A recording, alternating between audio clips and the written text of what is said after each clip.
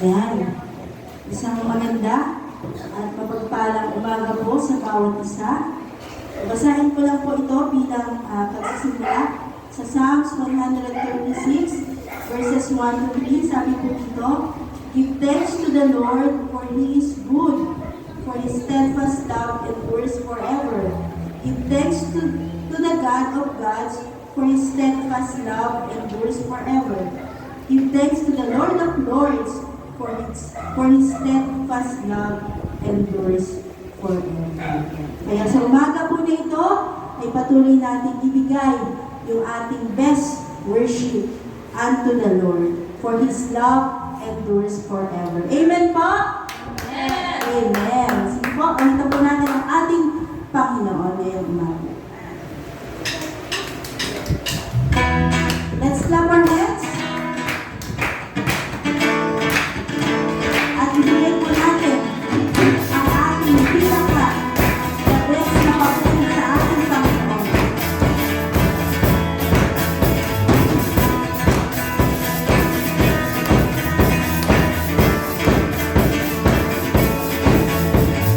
Lord, you are good and your mercy endureth forever. Lord, you are good and your mercy endureth forever. Lord, you are good and your mercy endureth forever. Lord, you are good and your mercy endureth forever. People from every nation and time, from generation to generation, we worship you. Hallelujah, hallelujah, we worship you for who you are. Yeah, we worship you. Hallelujah, hallelujah, we worship you for who you are. You are good. Amen po? Amen. Nakakapagpapuri ang ating Panginoon. Let's sing this song. Lord, you are good and your mercy endureth forever. Lord, you are good and your mercy endureth forever. Lord, you are good. Lord, you are good and your mercy endureth forever. Lord, you are good and your mercy endureth forever. People from every nation and time, from generation to generation, we worship you. Hallelujah, hallelujah, we worship you for who you are. Yeah, we worship you. Hallelujah, hallelujah, we worship you for who you are. You are good. Yes, you are, yes, you are, yes, you are. So good, so good. Yes, you are, yes, you are, yes, you are. You are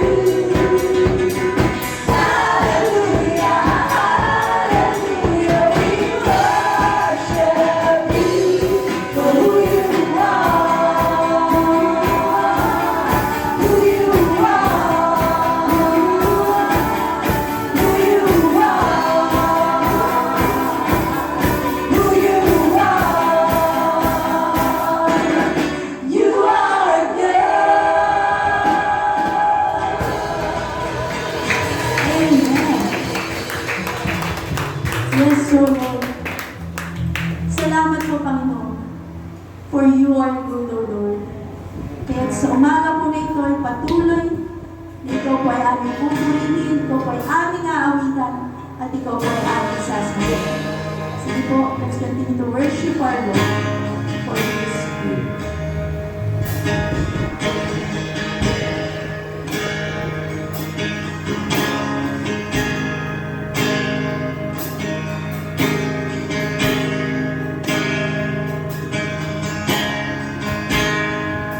I love you, Lord.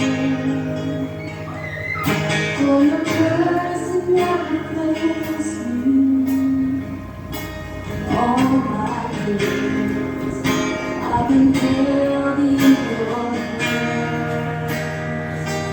From the moment that I wake up till I lay my head, oh, I will sing of the goodness of God.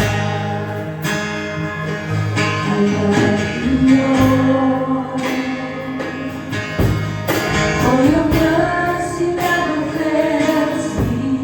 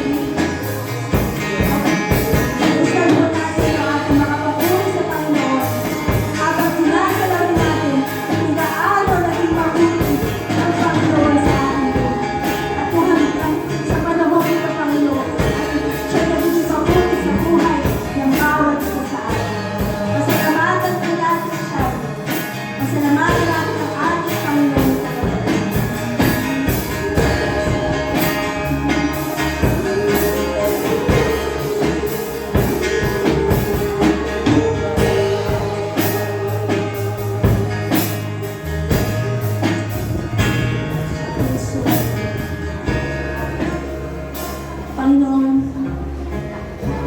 Lord, nakikita mo po ang aming mga puso, Lord.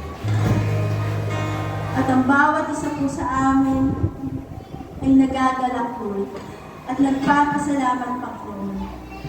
Dahil you are faithful, O Lord, sa buhay ng bawat isa sa amin. Lord, madalas nag-prepare kami, Panginoon, at hindi talaga kami nagiging faithful sa iyo, Lord. But you remain faithful in us, O Lord. Alam po namin, Panginoon, napakarami namin pagkukulang sa iyo, Lord.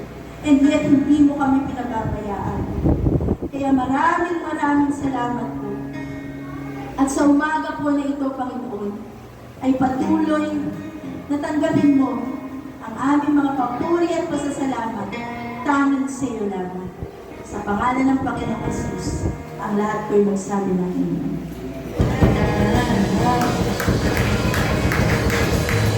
Thank you, Lord. Sige po, atin pong buksan ang ating mga Bible at tayo po ay magpapatuloy sa pagbabasa ng ating pong pag-aaralan ngayong araw nito sa pagpapatuloy po ng Book of John. So, ang babasahin po natin ay sa John chapter 7 verse 53 hanggang 8 verse 11. So, salitan po tayo sa pagbabasa, tagagalawang verse po tayo. Ako po muna, verse 53. They went each to his own house, but Jesus went to the Mount of Olives. Verse 20 kayo po. Early in the morning, he came again to the temple. All the people came to him, and he sat down and taught them. The scribes and the Pharisees brought a woman who had been caught in adultery, and placing her in the midst, They said to him, Teacher, this woman has been caught in the act of adultery. Now in the law, Moses commanded us to stone such women. So what do you say? this they said to test him, that they might have some charge to bring against him. Jesus bent down and wrote with his finger on the ground. And as they continued to ask him, he stood up and said to them, Let him who is without sin among you be the first to throw a stone at her. 8. And once more he bent down and wrote on the ground. But when they heard it, they went away one by one, beginning with the older ones, and Jesus was left alone with the woman standing before him. Verses 10 and 11, sabay-sabay po tayo. Jesus stood up and said to her, Woman, where are they? Does no one condemn you? She said, No one, Lord. And Jesus said, Neither do I condemn you. Go, and from now on, sin no more. Blessed be the reading of God's Word. Makakaupo na po ang bawat isa. So, a blessed morning to each and every one of you. Tayo po ay magpapatuloy sa ating pag-aaral sa aklat ng Juan. So, tayo po ngayon ay magpapatuloy sa kabanatang ito. At ito po yung uling talata ng chapter 7, which is verse 53. At tayo po ay mag-aaral hanggang sa kabanatang 8 sa talatang 11. Medyo nahirapan po ako na awalin ang mga bahagi ito. Hindi po dahil mahirap intindihin, kundi ito pong bahagi ito ng banal na kasulatan. No, sa sinulat ni Apostle John, ito pong bahagi ito ay ipinasok lang. Kasi po hindi po original na si Apostle John ang nagsulat ng bahagi ito. At sa mga pag-aaral ng mga Bible scholars, at meron pong isang paraan ng pag-aaral, yung tinatawag na textual criticism, makikita po natin, mamaya babanggit ko rin po yun, na yung mga pananalitang ginamit, may mga pananalitang ginamit na hindi ginagamit ni Apostle John. Kaya ito ay medyo napatunayan at matibay na pinatunayan na hindi si Apostle John ang nagsulat. At tayo po bilang evangelical Christians, pinapahalagahan po natin yung buong salita ng Diyos. Kung hindi si Apostle John ang nagsulat nito, therefore, hindi po ito kinasihan ng Diyos. No, hindi ito bahagi ng salita ng Diyos. Kaya bakit natin tatalakayin? Bakit natin pag-uusapan? Sa kabila ng hindi pala ito bahagi ng salita ng Diyos.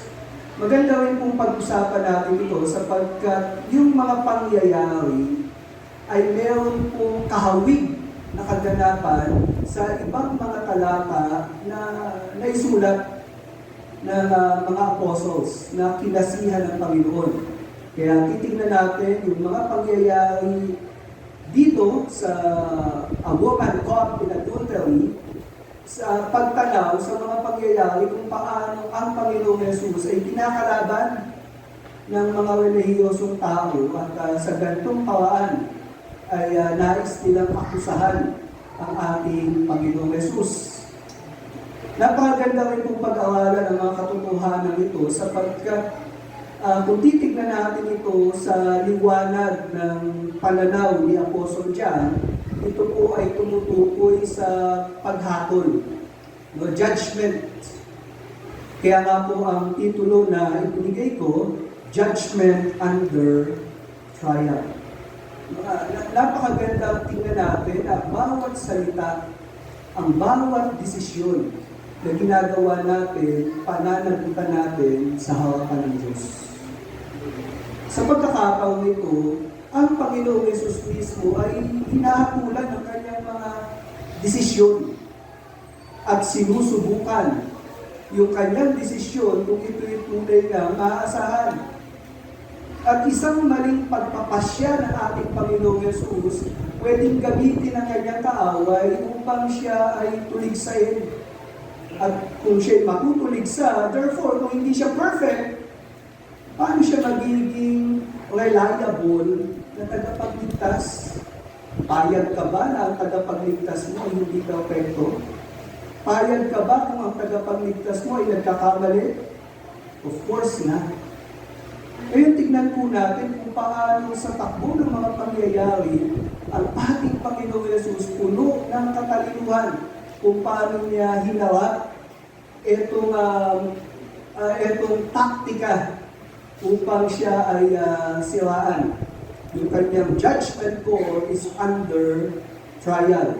Na sa takbo ng mga pangyayari, makikita natin na yung mga kalaban ng ating Panginoong Yesus, sila ang nailagay sa pagsubok. At nakita kung gaano kaligaw o gaano ang pagkakamali ng kanilang mga judgment call, no? Itong mga kaaway ng Panginoon. So sa pagpapaaral po natin, tignan natin as an overview, una yung judge.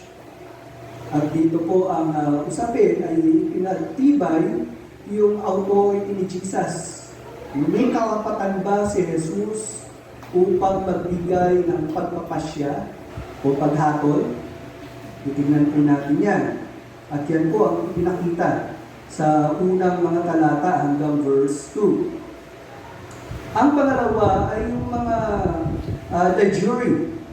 At dito po ay mayroong Jews allegation.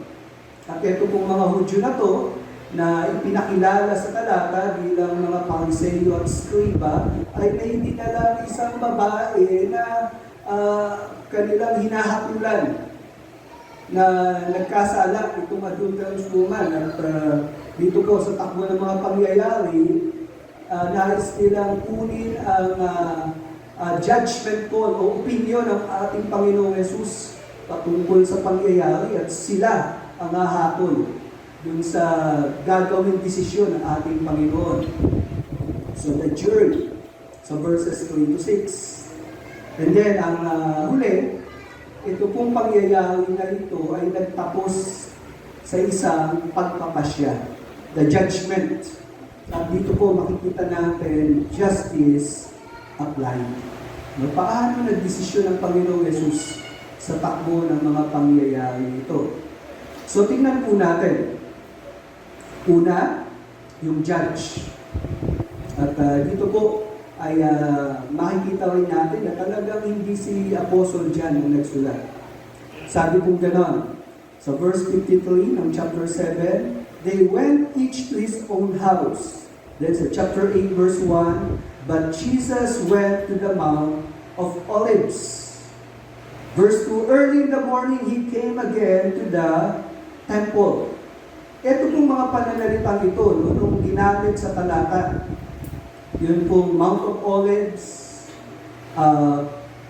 maaga pa lang, siya bumabangon na upang magturo. Sa aklat ng Lucas 21:37 hanggang 38, yun pong ganong uri ng pananalita na ginamit dito sa bahagi ito ng aklat ni John. Si Lucas po, at yung ibang gospel writers, no, si Mark, si Matthew, gumagamit po ng ganong salita. Pero si Apostle John, hindi niya ginagamit yung ganong mga salita. Sabi po sa verse 37, si Jesus ay nagtuturo sa templo sa araw, ngunit sa gabi ay nagpapalipas siya ng magdamag sa bundok ng Olivo, no, yung Mount of Olives. Maaga pa lang ay nagpupunta na sa templo ang mga tao upang mapakinggan siya. So dito yung salitang nagtuturo sa templo, sa araw, at pumupunta sa bundok ng Olivo, maaga pa lang, no? Yan po yung mga pananalita na hindi ginagamit o madalang gamitin ni Apostle John. Kumbaga hindi siya sanay na gamitin yung mga pananalitang yan. Pero si Lucas at yung ibang gospel writers, si Matthew, si Mark, ginagamit nila yung mga pananalitang ito.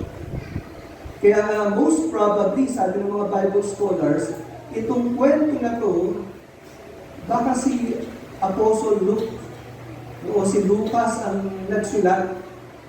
Ngunit dahil na itong ay sumulat na yung aklat ni Lucas at that time, kaya itong bahagi na ito, hindi na alam kung saan ipapasok yung mga Bibles, yung mga nagpo-compile ng mga aklat na tatanggapin bilang kinasihan ng salita ng Diyos. O nung kanilang dinidetermine, inaaral, at inuunawa, at ipinapaalam din ng Diyos kung ano ang mga aklat na pagsasama-samahin, maybe nung dumating yung bahagi ito, huli na. Kaya naman, ang tingin nila dito sa bahagi ito ni John ay hindi na ito bahagi ng banal na kasulatan. Kaya lang po, bakit naisingit ito? Ang original language po ng Bible ay isinulat, ito pong New Testament, sa salitang Griego. Kaya po dumating yung time na yung salin sa Griego, dahil nga po hindi pa uso yung photocopy, o mas kilala ng iba na Xerox. No? Hindi pa po na-invento nun yung pagpapa-copy or publishing. Sulat kamay ang ginawa ng maraming mga mananampalataya. At napakarami pong mga sulat na na-discover, sabi ko gano'n, nasa 24,000 na mga manuscript ang na-discover na nung pinagsama-sama nila ito, nakita nila kung ano yung authentic na isinulat ng mga apostol. Ngunit, itong bahagi ito na nakapasok sa aklat ni Juan, nakita lang nila na ipinasok dun sa pagsalin sa Latin ng Bible. Ito pong pagsalin sa Latin ay medyo mayroong pag-aagam-agam ang mga Bible scholars, sapagkat hindi naging maingat yung nagsalin sa Latin. Ito pong Latin na salin, kung Greek sa Latin, ito po yung tinawag na Latin Vulgate. At ang gumawa po nito ay yung grupo ng mga Roman Catholics. At sa Roman Catholics, tinanggap nila itong bahagi ito ng Juan at Madali nilang ginamit ito bilang bahagi ng tradisyon na pinaniniwalaan nila. Ngunit, yung Eastern Orthodox Christian, doon po galing ang ating pananampalataya, no? Yung nanindigan sa katotohanan na isinulat ng mga apostol, hindi po nila matanggap itong bahagi na to. Ngunit dahil sa popularidad, no, at marami rin silang mga natututunan sa mga bahagi nito, yung iba po tinatanggap ito, ngunit very hesitant yung mga evangelical Christians. Kaya nga po, kung titingnan niyo po, yung Bible nyo, merong bracket, di po ba? Merong column na ganyan. At sinasabi sa punto, hindi bahagi ito ng mga unang na-discovery o ng mga lumang kasulatan. At meron nga pong Bible translation na wala ito. No, after chapter 7, verse 52, dumiretso na sa chapter 8, verse 12. Kaya po, ito po ay very, napakahirap na unawain dahil napakahirap ituro sa church sapagkat sabi nila, pag may ituturo, kung hindi naman pala salita ng Diyos yan. Ako po, bilang nangangawal sa inyo, ang autoridad po meron ako, kaya dapat itong pakinggan ang sinasabi ko, sapagkat ang aking pinapangawal ay salita ng Diyos. Ito'y galing sa pangangawal at malinaw na pagtanggap ng mga Kristiyano noong unang panahon pa na ito ang salita ng Diyos. Kaya nga po, ako po ay nag-struggle na ito yung bahagi na to. Ngunit ganun pa man, ay tingnan po natin yung mga katotohanan makikita natin mula dun sa mga writers sa ibang bahagi ng banal na kasulatan. So ito po yung isang palatandaan na hindi si Apostle dyan ang nagsulat, no? Yung mga salitang ginamit. And then sabi po sa sumunod na pananalita, all the people came to him and he sat down and taught them. Ito pong isa pang salita, yun pong nagtuturo ang Panginoon ng nakaupo. Si Apostle dyan, hindi rin po madalas gamitin yan. Pero yung mga gospel writers na iba, Matthew, Mark, and Luke, ginagamit po nila ito. Sabi ganun sa Lucas 5:3, sinakyan niya ang bangka na pag-aaway ni Simon. Hiniling niya kay Simon na sumagwa ng kaunti palayo sa lupa, umupo siya at nagturo sa mga tao mula sa bangka. Si Mateo, ganun din ang sinabi sa chapter 5, verse 1 and 2. Nang makita ni Jesus ang maraming tao, umakyat siya sa bundok. Pagkaupo niya ay lumapit ang kanyang mga alagad, nagsimula siyang magturo sa kanila. So, yung pagtuturo ni Jesus na nakaupo, hindi po ganyan ang hindi ganyan ang mga paglalawawan na ginagamit ni Apostle dyan, no, pag nagtuturo si Jesus. Ngunit, anong katotohanan mula sa talatang ito? Si Jesus po ay isang tagapangawal o teacher. At sa pagiging teacher niya, paano siya ipinakilala? Sa John chapter 3 verse 2, ito po ang pagkakilala sa Panginoon bilang teacher.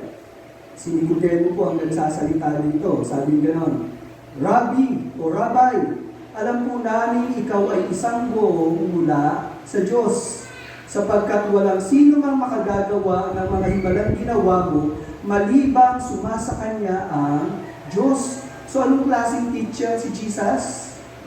He is a teacher from God.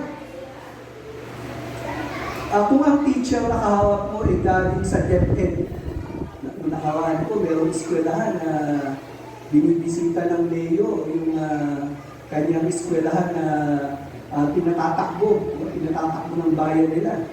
I think sa Marilao yun. Mga kasama tayo dito na taga Marilao.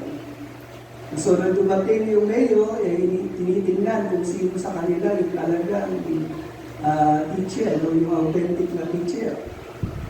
Kaya marami daw personal na tanong. No? So kung teacher ka sa psychology, tungkol sa psychology yung tanong. Kung teacher ka sa ganitong area, tungkol dun sa area na yan, pag hindi mo nasagot, abay delikado ka. Kasi nga daw po, marami daw po mga ghost employee ngayon sa government. May posisyon, pero wala namang alam sa ginagawa nila. Ang Panginoong Jesus po, kung siya'y tagapagtungkol sa Diyos, dapat siya ay galing sa Diyos. Hindi lang siya sinugo ng Diyos, kundi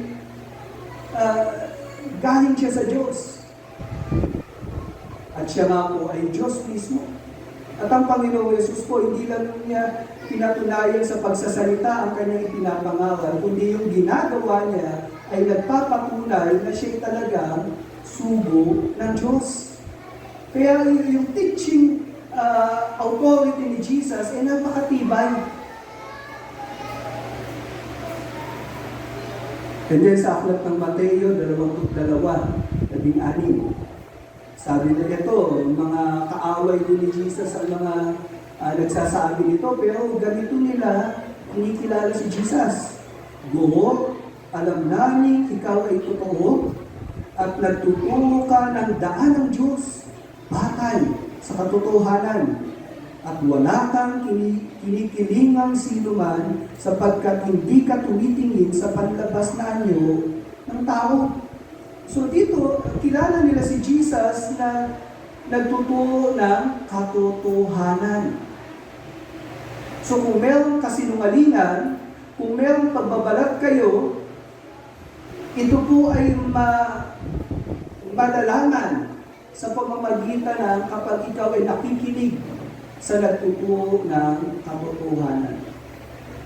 So yung katotohanan ay matibay na pinapaalam ni Jesus. At kung paano pupunta sa Diyos, kung paano lalapit sa Diyos, itinuturo din po ito ni Jesus. At yung mga kaaway ni Jesus, kilala siya na ganoon. At hindi lang yun. Makikita rin natin dito na si Jesus bilang teacher, mahusay din siya sa pagkilatis, sa pagdidesisyon, sa paghatol. Kaya nga po sabi nila dito, hindi ka tumitingin sa panlabas na anyo ng tao. So alam ng mga kaaway ni Jesus na hindi mo pwedeng lokohin si Jesus. Sapagkat yung katotohanan, hinahayag niya, at yung katotohanan, alam niya. Kaya nga po si Jesus, hindi lang siya teacher, but at the same time, He is a credible judge. At dahil po sa pangyayaring yan, ito pong mga kaaway ni Jesus, yung jury, tatawagin natin, ay nagbigay ng isang sitwasyon. No? Hindi natin alam kung ginawa lang nila itong sitwasyon na to o ito'y isang totoong mga pangyayari na kung saan meron silang nais isagawa upang ang ating Panginoong Jesus ay hanapan ng pagkakamali. So ito po yung case dun sa naisulat. The scribes and the Pharisees, dito po tinukoy etong mga tao na lumapit sa Panginoon, scribes and the Pharisees. Ang scriba po, ito po yung karaniwang tinatawag na lawyer of the law. Kumbaga, expert of the law. Pagka ang pag-uusapan ay yung kautusan ni Moises, expert sila. Alam nila yung kung paano gagamitin. Alam nila yung kung paano uunawain, paano ipapaliwanag, ano yung tama, ano ang mali. No? Mga scribes sila. At marami po mga Pariseo na scribes. Pero hindi lahat ng Pariseo ay scribes. At sa pagkakataon ito, yung scribes and the Pharisees lumapit kay Jesus. Etong scribes and the Pharisees ay nabanggit din dito sa aklat ng Mateo 23:2-3. Sabi kong gano'n, na sinasabi ang mga eskriba at ang mga Pariseo ay umupo sa upuan ni Moises. Dito po makikita natin yung autoridad na meron sila. Sino po ba si Moises? Si Moises po ang pinagpipitagan, iginagalang ng mga Hudyo na tagapagturo ng kasulatan. At ito pong si Moises, ang representative niya ay ang mga skriba at Pariseo. Kaya sinabi dito sila'y nakaupo sa upuan ni Moises. So during the time of Jesus, itong scribes and Pharisees ang namumuno sa paghapon, sa pagdidesisyon. No? Sapagkat noong mga panahon po ito, mas mataas ang otoridad. Sa Judaism, mas mataas ang otoridad ng mga pare kaysa sa mga rulers on government. Kaya po, malaki ang ginagampanan na role nitong scribes and Pharisees noong mga panahon na yon. Pero tingnan nyo, anong sabi ni Jesus tungkol sa kanila? Kaya't gawin at sundin ninyo ang lahat ng mga sinasabi nila sa inyo. So may authority ang mga sinasabi nila. Kailangan pakinggan. Ngunit, ito sabi ni Jesus, huwag ninyong gagawin ang mga ginagawa nila sapagkat hindi nila ginagawa ang sinasabi nila. Isipin niyo po yun. Nakaupo sila sa posisyon ng otoridad upang mangawal, pero ano sabi ni Jesus? Huwag niyo silang gagayahin.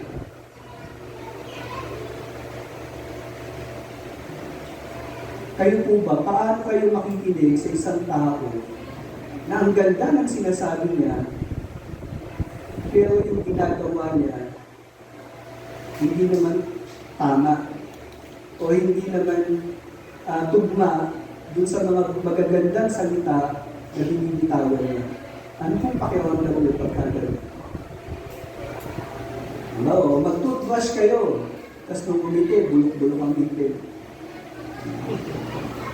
O kaya nagtitinda ng shampoo, gamitin nyo ito, pampahaba ng buhok, kalbo. Nawawala yung kredibilidad eh. Di po ba? So the same thing is to itong mga scribe at Pariseo. Yes, nagtuturo sila tungkol sa Diyos. Nagtuturo silang matakot ka sa Diyos. Sumunod kayo sa utos ng Diyos. And yet, yung mga practices nila hindi tugma yung sa mga sinasabi nila. Kaya si Jesus, binibigyan niya ng babala ang mga tao tungkol sa mga tao ito na nasa posisyon, ngunit hindi pinamumuhay yung kanilang ipinangangaral. Alam niyo po ba, ganyan din natin makikita sa panahon natin kung sino yung totoo ng mga mangangawal na sinugo ng Diyos.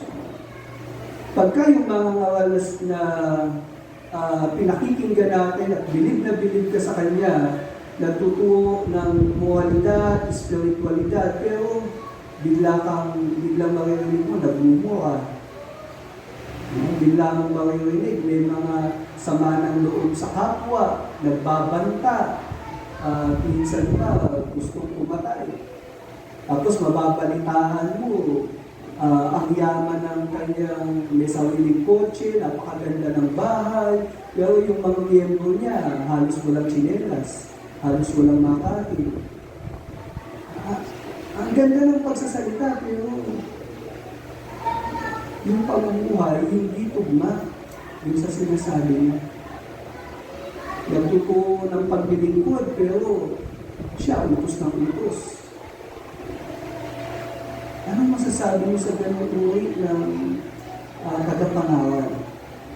Kaya isang batayan para malaman natin sugo ng Diyos na nagtuturo ng katotohanan. Yung nangangawal, tignan din natin yung pamumuhay. Kaya nga po minsan napakadelikado nung nakikinig ng mga nangangawal sa Facebook, sa YouTube, bilib na bilib ka sa mga tagapangaral na yun, pero kung sisiyasapin mo yung buhay, hindi pala tugma yung pamumuhay nila dun sa mensahe na binibitawan nila. At dito po, sabi ni Jesus, mag-ingat kayo sa kanila. So, scribes and the Pharisees, ganyan po ang kalagayan nila. At dito po, sa kwentong ito, yung scribes and Pharisees, mayroong dinala. Brought a woman who had been caught in adultery. So, bit-bit nila yung babae. At sabi nila, nahuli namin to, nangangalan niya. Sa Exodus 20:14, ito po yung malinaw na sinabi ng salita ng Diyos. Huwag kang mangangalan niya. No? Bahagi ng 10 utos siya. Hindi tama na meron kang asawa, ngunit meron kang pang ibang kinakasama. Pangangalan niya po yan. At sa panahon ng ating Panginoong Yesus, ito pa po ang isang forma ng pangangalan niya. Sa Marcos 10:11-12, sinabi niya sa kanila, ang sinumang lalaki magpaalis at humiwalay sa kanyang asawang babae. So, naghiwalay sila. No, pero mag-asawa sila, pero naghiwalay sila. At mag-asawa ng iba ay nagkakasala na pangangaluyan. Sa verse 12. At kung humiwalay ang babae, ito naman yung babae, kanina lalaki, no? At kung humiwalay ang babae sa kanyang asawa at mag-asawa ng iba, nagkakasala siya ng pangangaluyan. Ganun po ang sitwasyon. So kung naghiwalay, tapos nag-asawa, pangangaluyan din po ang tawag po.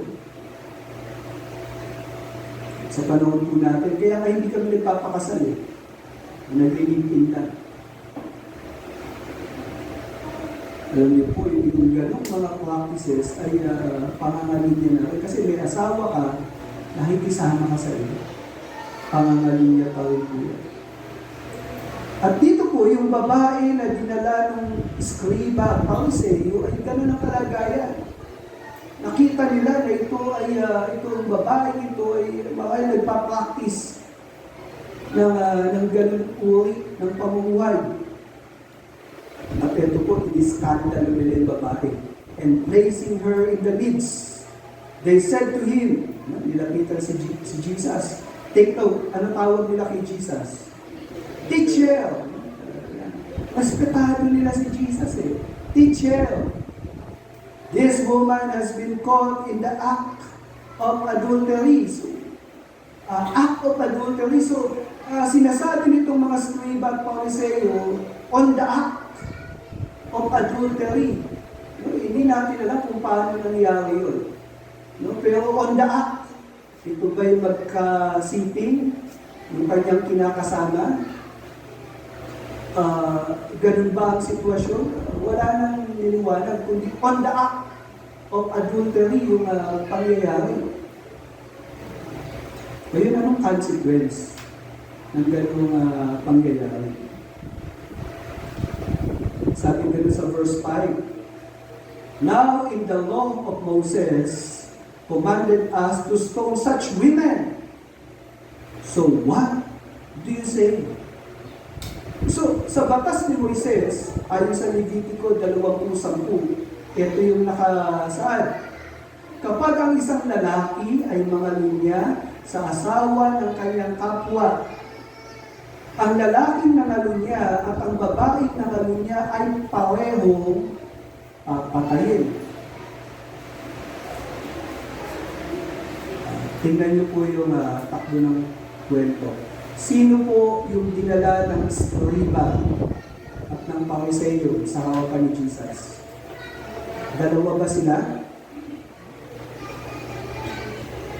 Ilan po yung dala-dala? Sino yung dala-dala nila? Yung babae na. Ang tanong, nasa yung lalaki. So medyo merong foul play. Kasi bakit babae lang yung dinala nila? sa bakas ni Moises, yung lalaki at yung babae, pareha sila kailangang pausahan ng kamatayan. Si Jesus, tinatanong nila, anong gagawin? Si Jesus po, ito yung sabi niya sa Mateo 5:17. Huwag ninyong isiping pumarito ako upang sirain ang kautusan o ang mga propeta. Kasama din yung sinulat ni Moises. Pumarito ako hindi upang sirain, kundi upang tuparin ang mga ito. So si Jesus, hindi niya pwedeng baguhin yung batas o pamantayan na ibinigay ni Yahweh sa pamamagitan ni Moises. Kaya nga po, kung sa batas ni Moises, malinaw na pinahayag, kailangan batuhin ang nangangalo niya hanggang mamatay. Ang tanong ng mga Pariseo, babatuhin na ba namin ito hanggang mamatay? So what do you say? Kung si Jesus po, sabihin niya, sige, batuhin niya para mamatay. Alam niyo po ba na ang pagpatay noong mga panahon na yun, hindi pwedeng gawin ng isang grupo ng reliyon dahil sakop sila ng Roman Empire. At ang pwede lang maglitis at nagsagawa ng pagpatay ay yung gobyerno ng Roma. So pagka sinabi ni Jesus na sige, ipapatayan, kinakalaban ni Jesus yung pamahalaan ng Roma. So kakasihan siya. Ngayon, pag sinabi naman ni Jesus, oops, huwag yung patayin niya, bawal. Lalabas naman na hindi tinatanggap ni Jesus yung kautusan na ibinaba ni Moises. So, either yes or no ang sagot ni Jesus, parehas ito, pwedeng kasuhan si Jesus kung mga hahapon sa kanya. So ano ang desisyon ni Jesus? Titingnan po natin maya-maya. Pero ito po, sabi sa verse 6, this they said to test him, that they might have some charge to bring against him. So, ito palang mga Pariseo at Scribas, sinusubukan lang talaga si Jesus. Kasi nga, either yes or no ang sagot ni Jesus, meron silang charge. Meron silang pwedeng ipataw na pagpaparusa kay Jesus. Sa Mateo 22:16 hanggang 18, ito kung ganitong pangyayari, ay halos nangyari na rin. Noon pong sinubukan si Jesus dito sa talatang ito, kung magbibigay ba ng tax kay Caesar o hindi. Sabi sa verse 16, sinubo nila sa kanya ang kanilang mga alagad. Ito po yung alagad ng mga Pariseo at Escriba. Kasama ng mga kakampi ni Herodes. So merong government authority na kasama itong mga religious police o religious disciples ng mga Pariseo. Sabihin mo sa amin, ano sa palagay mo? Sang-ayon ba sa batas na magbayad ng buwis sa emperador o hindi? Noong panahon na yun, pagbabayad mo ng buwis sa emperador ay pinagtatanungan niya ng mga Hudyo, ng mga mga Israelita. Kasi nga po, dahil sila'y nasasakop ng Roman Empire, pag nagbayad ka ng buwis, therefore, kumakampi ka sa Roman government.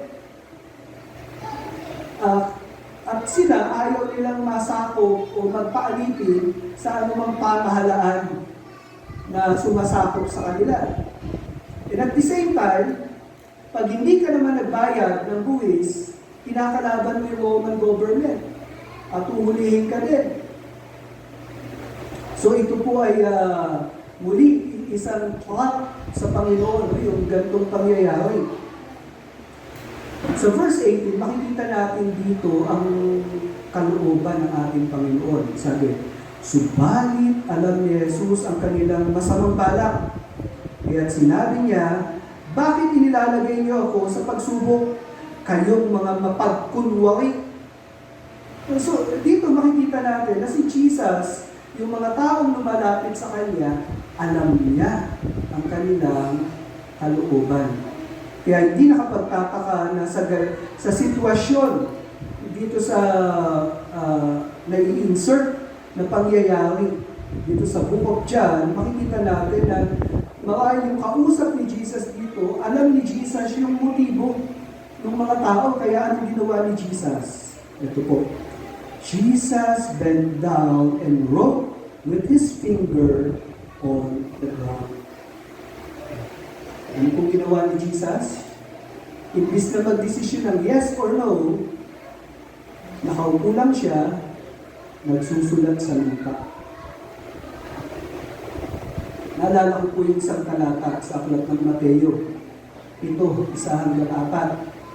Sabi gano'n, huwag kayong humatol upang hindi kayo mahatulan, sapagkat sa hatol na inyong ihahatol ay hahatulan kayo.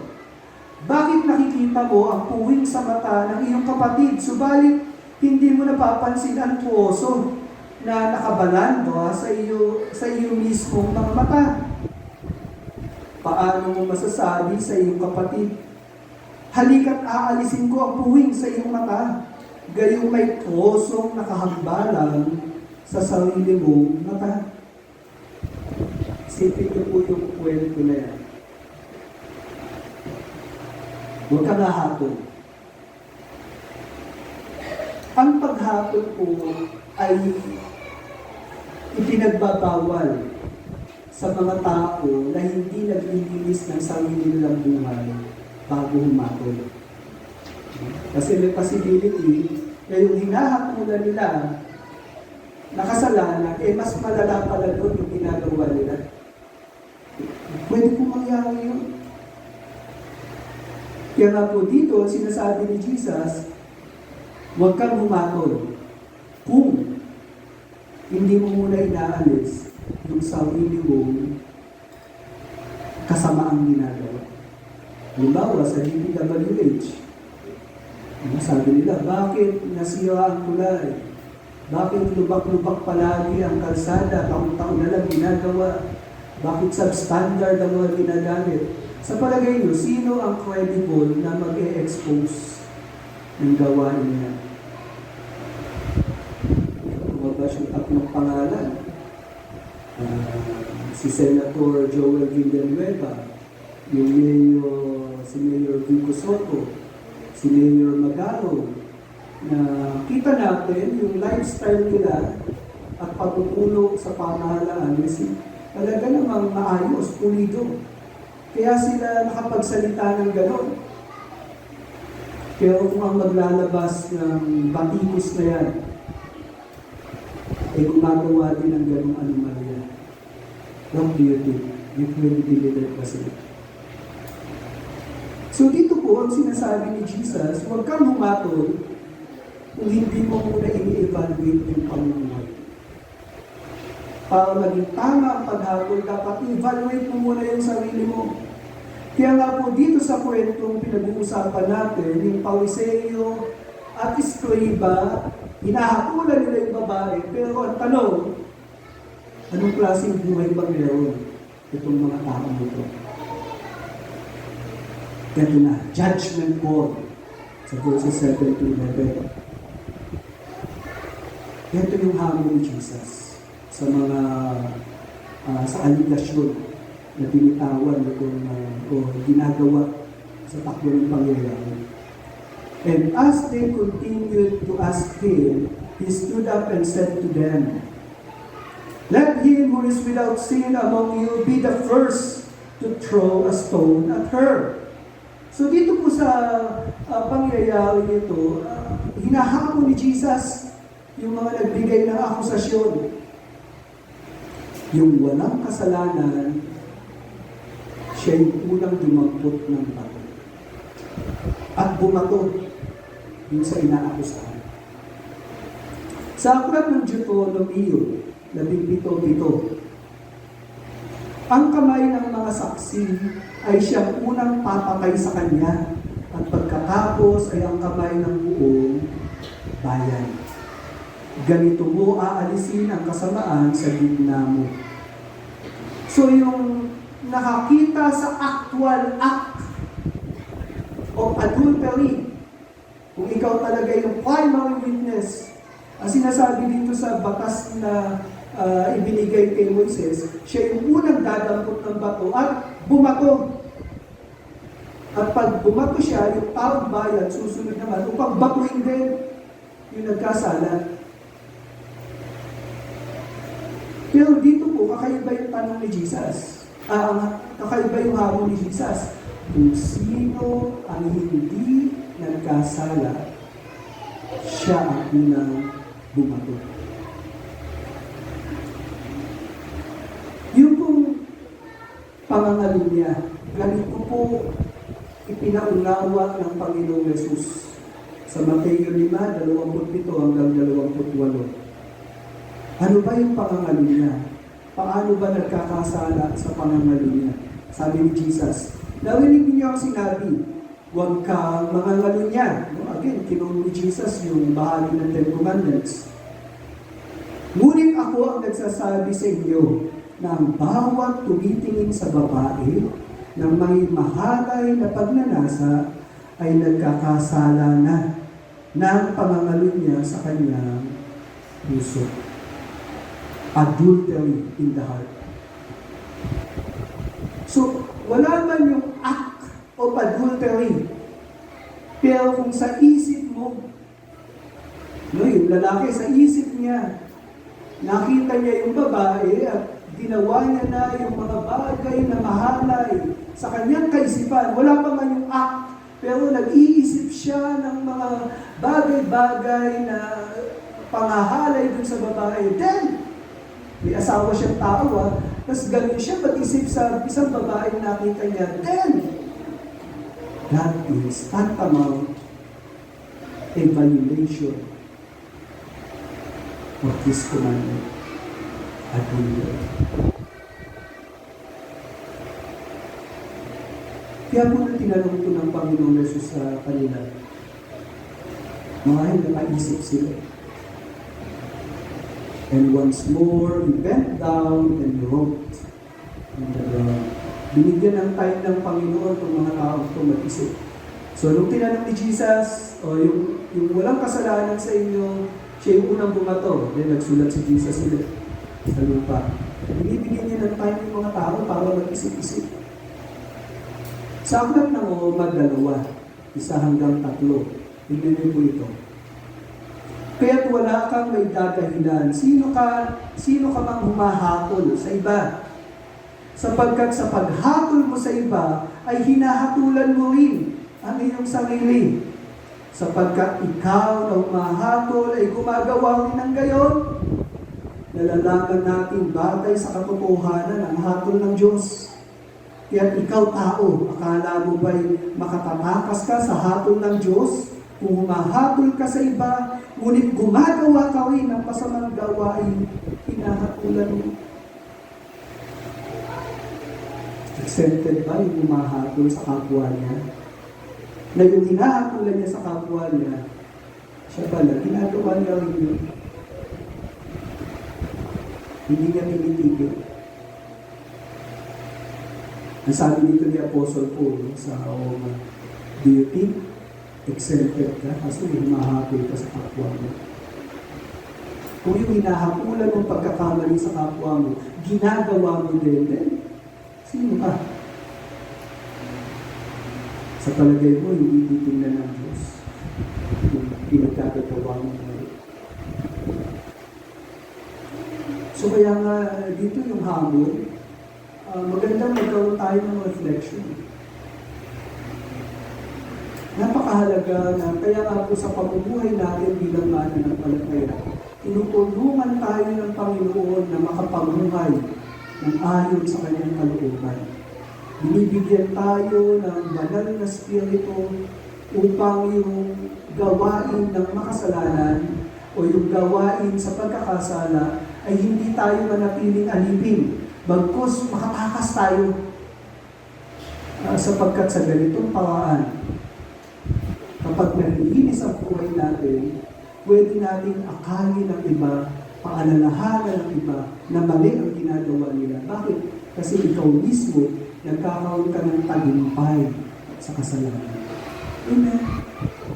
Kaya po dito, ang hamon ni Jesus ay isang mapanghamon sa mga taong humahapon na hindi naman handang magbago, hindi naman handang sumunod sa Diyos.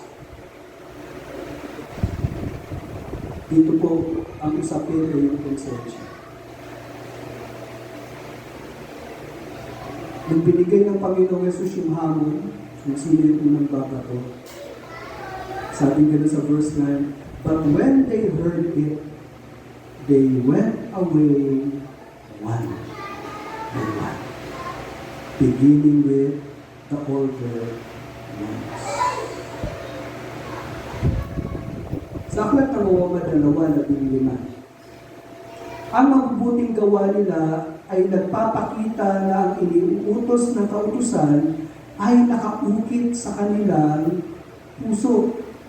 Pinatutunayan ito ng kanilang konsensya dahil kung minsan inuusig sila nito at kung minsan naman ipinagtatanggol.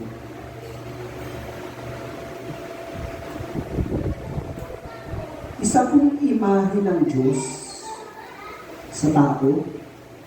Kumbaga, pag sinabing imahe, yung bakas ng kamay ng Diyos sa tao, ay ito pong moralidad na nagdidikta sa atin ng tama at mali. Na pagka nilabag mo yung moralidad, nakukonsensya ka. Saan galing yung konsensya? Yan pong konsensya na yan, ang hindi mapabulaanan ng mga atheist. Kasi sinasabi nila, walang Diyos. Kung walang Diyos, bakit may konsensya ka? Bakit kailangang igalang yung matanda? Bakit masamang pumatay? Bakit merong moralidad?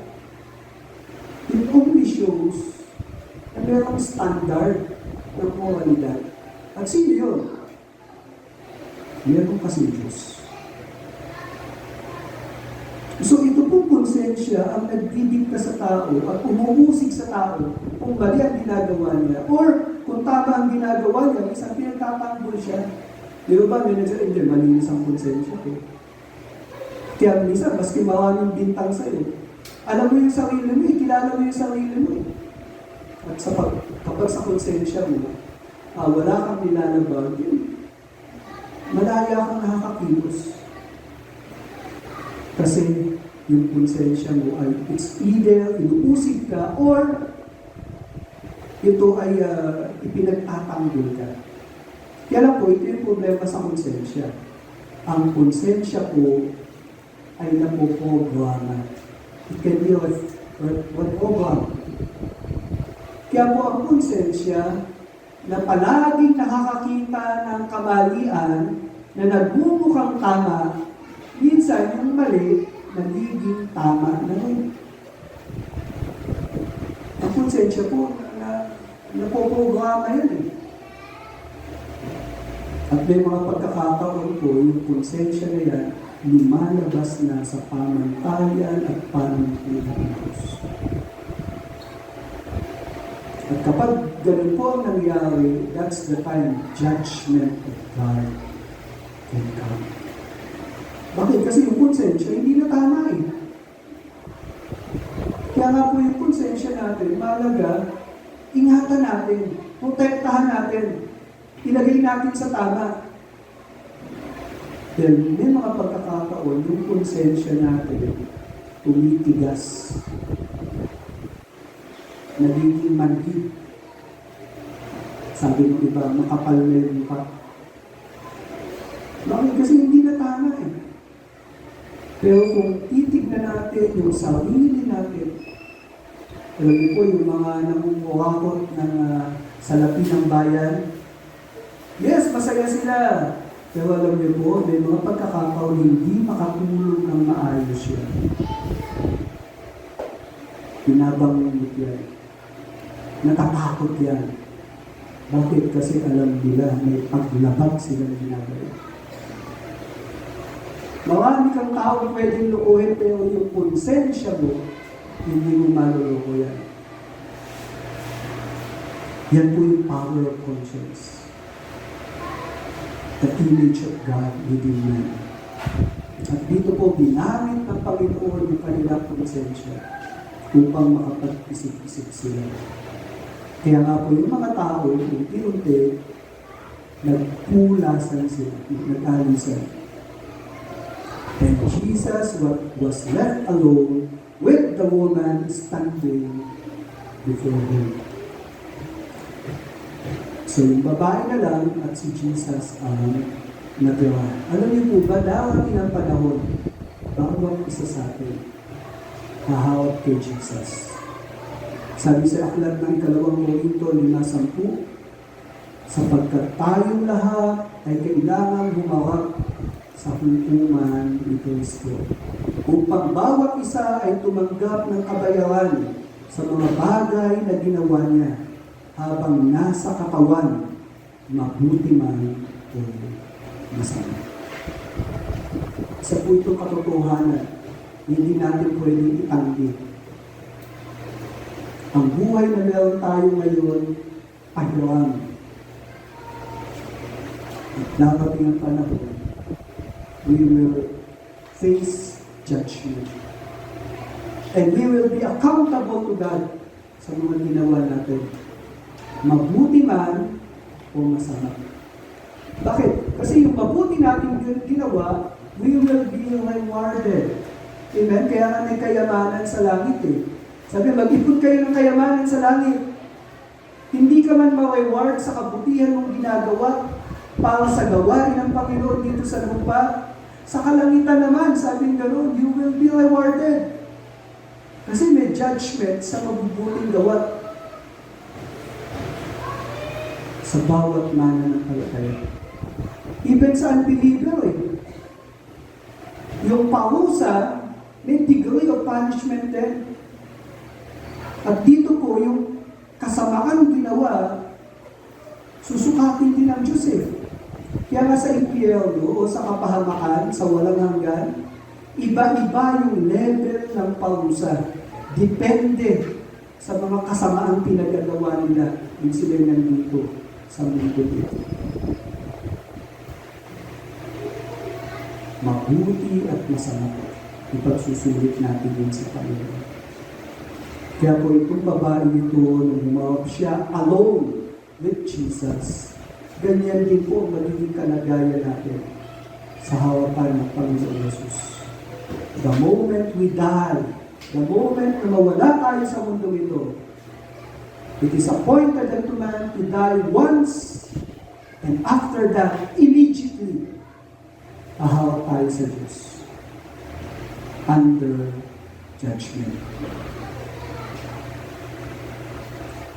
Now, paano humatol ang Panginoon? Ito po, tingnan natin yung compassion. Jesus stood up and said to her, "Woman, where are they?" Tinanong ni Jesus, asan sila? Asan na yung mga humahatol sa'yo? Has no one condemned you? She said, "No one, Lord." Napakahalaga po ng hatol na galing kay Jesus. Maraming pwedeng sabihin ng tao sa'yo, pero anong sinasabi ni Jesus eh? Si Apostle Paul, ganyan po ang naging paraan niya upang sagutin yung mga umaakusa sa kanya dito sa church ng Corinto. Ito, simbahan na to, inaakusa si Apostle Paul, maraming sinasabing hindi magaganda sa kanya. Ganito po yung naging stand ni Apostle Paul sa unang Corinto 4:3-5. Hindi mahalaga sa akin kung ano ang iniisip ninyo o sino man sa akin, ni hindi ko nga pinapahalagahan ang sarili kong opinyon. Kung sa bagay, malinis ang aking konsensya. Pero, Hindi ito nangangahulugan na wala akong kasalanan. Ang Panginoon lang ang makapagsasabi kung tama o mali ang aking ginagawa. Kaya huwag kayong humatol ng wala sa takdang panahon. Hintayin ninyo ang pagbabalik ng Panginoon. Pagdating niya, ilalantad niya ang lahat ng mga sikreto at motibo ng bawat isa. So para kay Apostol Paul, maraming sinasabi yung mga tao sa paligid niya, pero sabi niya, sa tingin ko, okay lang ako. Dahil sa harapan ni Jesus, tingin ko, nagagawa ko naman yung dapat kong gawin. Alinis ang aking konsensya. Pero hindi ibig sabihin nun, sabi niya, hindi pa rin siya umaalis sa kanyang responsibility or accountability. May sablay pa rin. Pero tanggap ko kung sino ko sa harapan ni Jesus. Wala naman taong perfect eh. Tama po ba? Pero ang halaga, anong sinasabi ng Panginoon sa'yo? Mas kinapapurihan ka ng tao eh. Kung si Jesus naman hindi natutuwa siya. Hindi pa rin tama. Kaya nga po dito, etong babae nito, at this point of time, sabi niya, no one will. Umalis na silang lahat.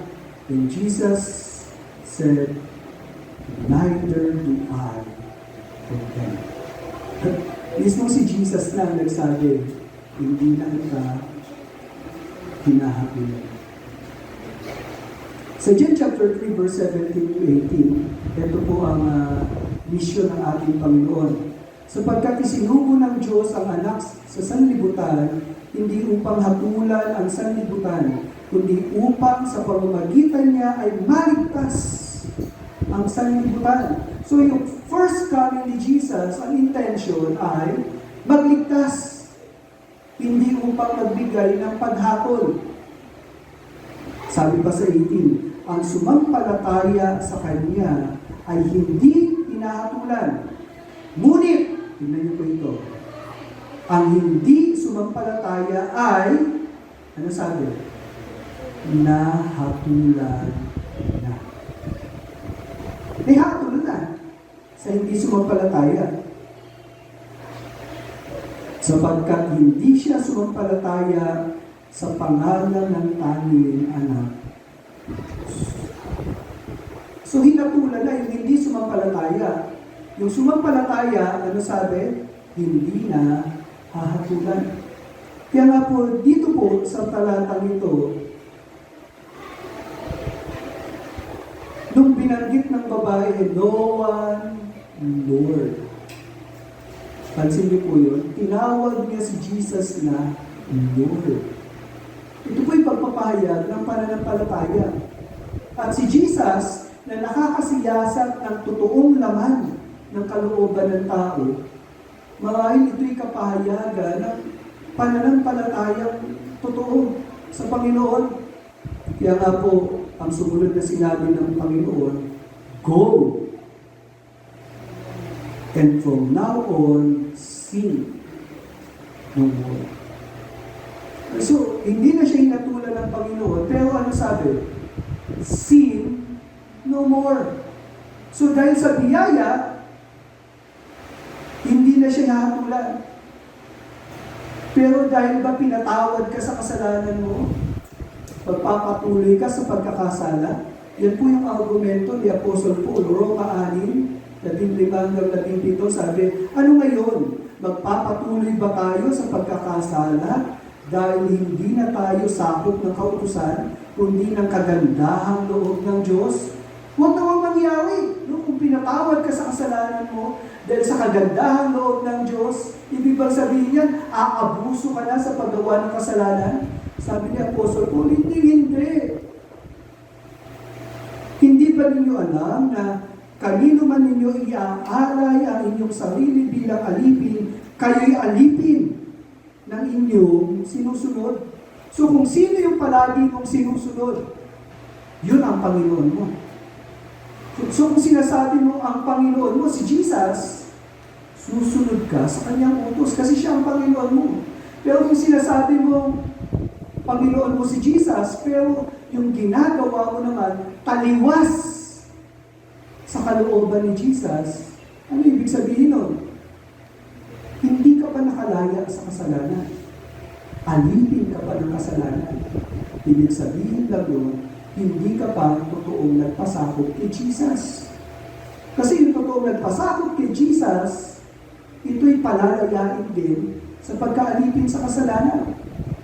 Kaya nga po, tingnan nyo, sa 17, ngunit salamat sa Diyos, sabi niya, kayong dating alipin ng kasalanan ay buong pusong sumunod sa aral na doon ipinagkatiwala kayo. So makikita natin dito yung pagbabago sa mga totoong sumampalataya, sa mga awit 119 hanggang 11. Paano mapapanatiling malinis ang pamumuhay ng sinumang tao sa kanilang kabataan? Sa pamamagitan ng pagsunod sa banal mong kautusan. Buong puso ang hangad kong sambahin ka't paglingkuran. Huwag mo akong hayaan sa utos mo ay sumuway. So dito ang pagnanais ng psalmist, sambahin at paglingkuran ng Panginoon.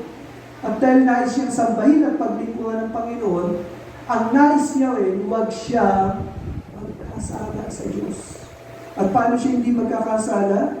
Sabi niya gano'n, tulungan mo ko na sumunod sa banal mong utos. Ang banal mong kautusay sa puso ko iingatan upang hindi magkasala laban sa iyo kailanman. Paano niya tinatanggap yung kautusan ng Diyos? Sa puso. Sinasa puso niya. Yung bawat katotohanan na sinasabi ng kautusan ng Diyos. Sa ganitong paraan, nagiging malinis ang pamumuhay niya. Ito po ang paalala sa atin. Kung alam mo, pinatawad ka na sa kasalanan, huwag ka nang magpatuloy sa mga gawain na alam mo labag sa kalooban ng Diyos. Naniniwala po ba kayo na hindi tayo dapat napatawarin sa kasalanan? Nagkasala tayo ng matindi sa harapan ng Diyos. At kung anumang taglay natin ngayon nakapatawaran mula sa Panginoon, ito po yung pagpapatawad na bunga ng awa ng Diyos sa atin. Kaya nga po, mula po sa mga bagay na yan, sa sakang tandaan po natin. Yung judge, Jesus' authority as teacher and judge. Si Jesus lang ang meron niyang kawapatan at kapangyarihan. He is teacher and judge. At the same time, siya lang yung credible judge at meron siyang authority to do that. Pangalawa, yung jury, na ito po yung mga Jews nagbigay ng allegation to trap Jesus. Ito po yung mga culprit judge. Bakit? Namumuhay sa kahipokrituhan. Hypocrite. No? Sinabi na ito, babaeng to, nagkasala to. Ayon sa kautusan ni Moises, dapat patayin. Pero sa totoo lang, hindi namin sila ni Jesus. Sino yung bumato sa babae? Di ba umalis sila? Ano sabi ni Jesus doon? Sino ang walang kasalanan? Parang sinasabi ni Jesus doon, kung sino sa inyo hindi nangalunya, yun ang bumato. Nag-alisan lahat. Ano ibig sabihin? Yung pinapakaw nilang kasalanan sa babae, ginagawa din nila. Kaya nga po, hipokrito eh.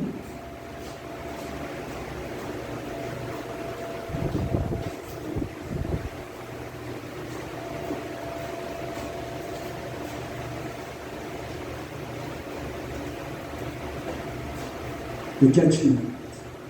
Justice applied with mercy. Compassionate judgment. Ito po. Ito natin dito. Mercy. Now as an application.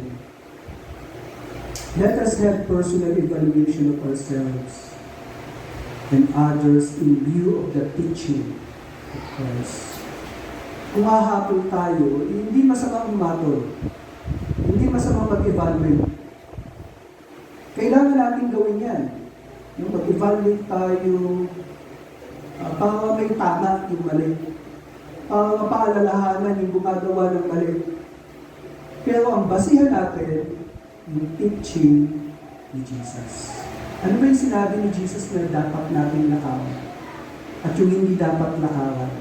So evaluate natin based on the teaching of Jesus. Kaya po importante yung Biblia, yung salita ng Diyos, sa pag-evaluate sa kalagayan natin. Kasi itong salita ng Diyos ang sasabi sa atin ano ang kalagayan natin sa harapan ng Diyos. Pangalawa, let us live Christianity without hypocrisy, that we may silence the accusers of Christ. Huwag tayong mag-Kristyanuhan lang. Yung Kristiyano sa musulan. Let us be repentant before God kung may kasalanan tayong nagagawa. Nang sa gano'n, pag nabuhay tayo maayos, alam mo, yung mga naninira kay Jesus Christ, tatahimik sila. Dahil ang pagiging Kristiyano ay isang kalagayan na may dulot na tunay na pagbabago. Amen? To silence itong mga accuser ni Christ.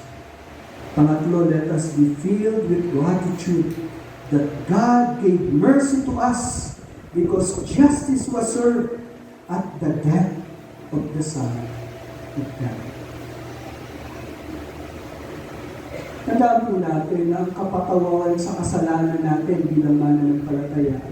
Hindi po yan basta sinabi ng Diyos, sige, kakalimutan ko na yung kasalanan mo. Hindi po ganon. May nagbayad sa kasalanan natin. Kaya tayo tumanggap ng kapatawaran. Kaya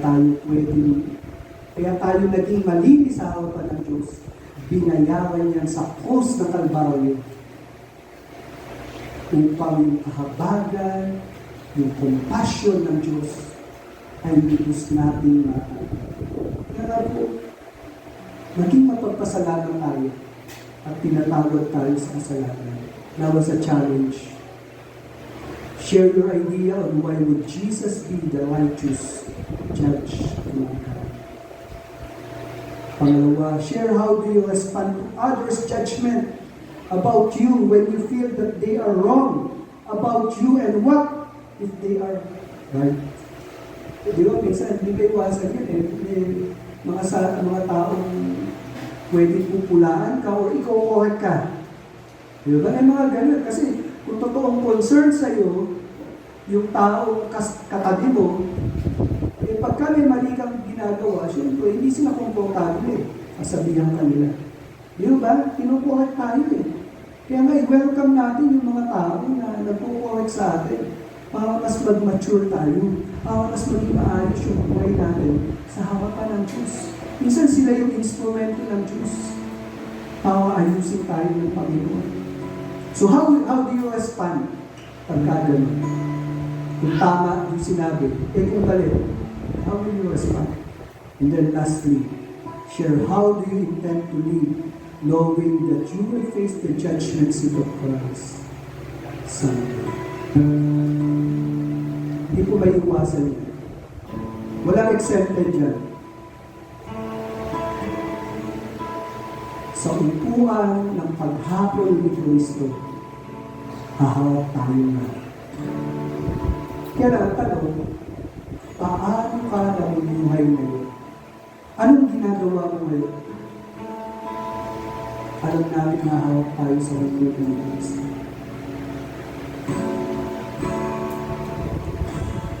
Nawa, patuloy tayo maging mapagsiyasa sa mga paghapon na ginagawa natin, maging sa paghapon sa atin. Let judgment be under trial for the glory and honor of our God.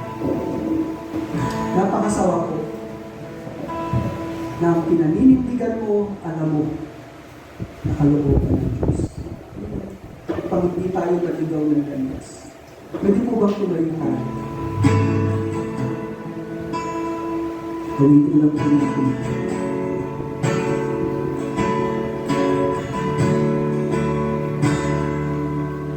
Your kindness leads me to repentance.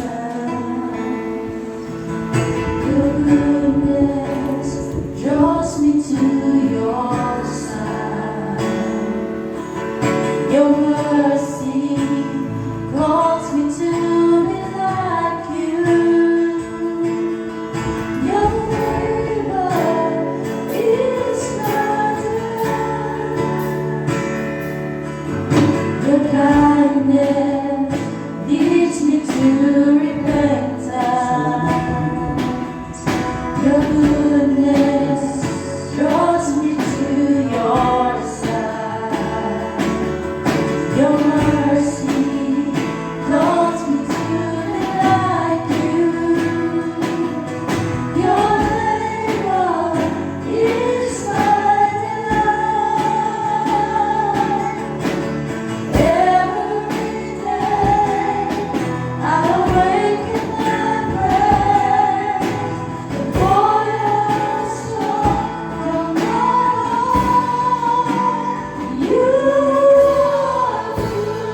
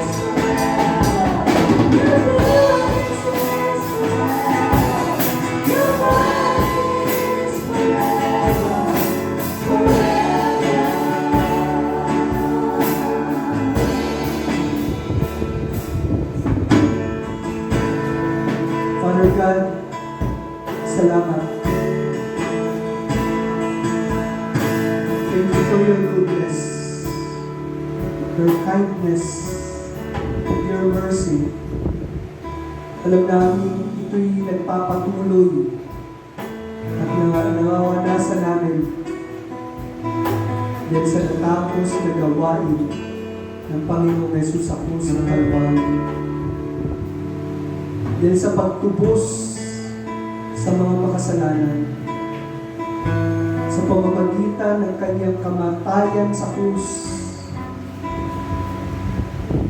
tunay nga na ang lubos na kaganapan ng pagliligtas sa amin ay naganap. Yung iyong kabutihan, ang iyong awa ay tunay nga po na mas nagkaroon ng walang hanggang epekto dahil sa krus. Salamat, Panginoon, sa kaligtasan ito. Yes, kami po ay mga makasalanan tulad ng babaeng binabanggit sa kwentong ito. Ngunit sa kabila ng kanyang kalagayan, ang may karapatang humatol at magpasya ng kanyang kalagayan ay nagpataw ng pagpapatawad. Lord, alam namin ganun din ang kalagayan namin ngayon. Kami ay tumanggap ng iyong awa. Kami napatawad sa kasalanan. At tinutulungan mo pa kami ngayon na huwag magpatuloy sa kasalanan. Dahil ito ang isang nagaganap sa sino mang tunay na tinatawad sa kasalanan. Panginoon, salamat dahil may katiyakan ng aming kaligtasan. Salamat dahil ang iyong paghabol sa amin,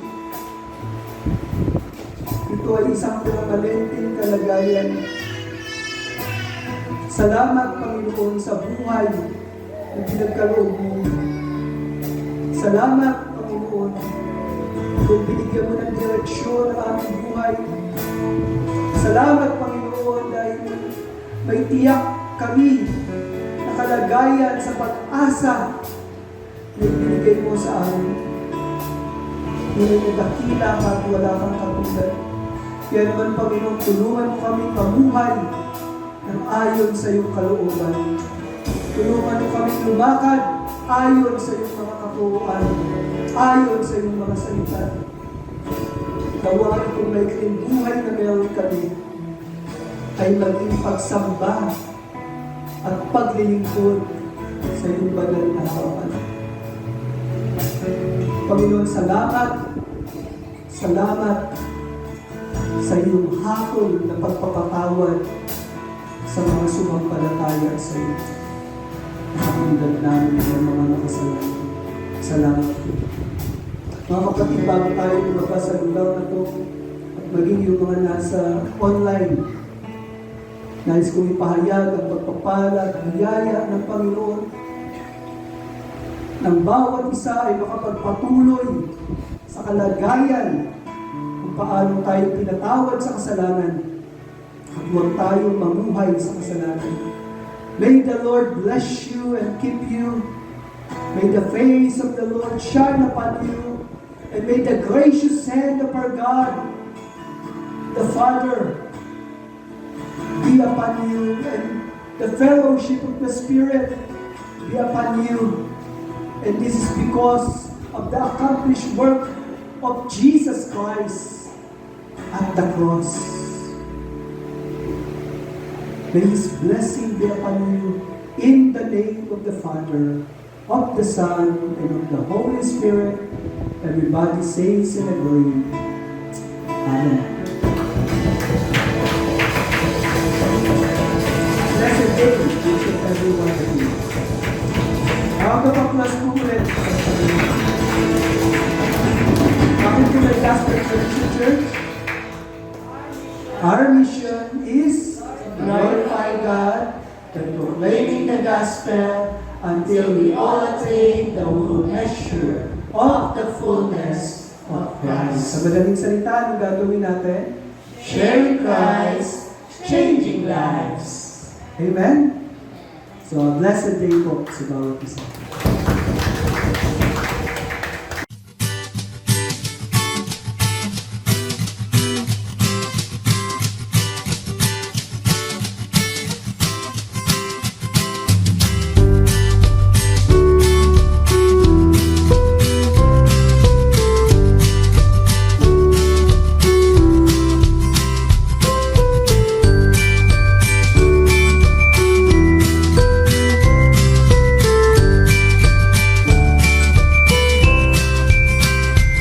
GCC, Gospel Coalition Church.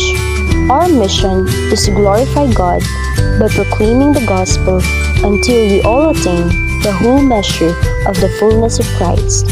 Sharing Christ, changing lives.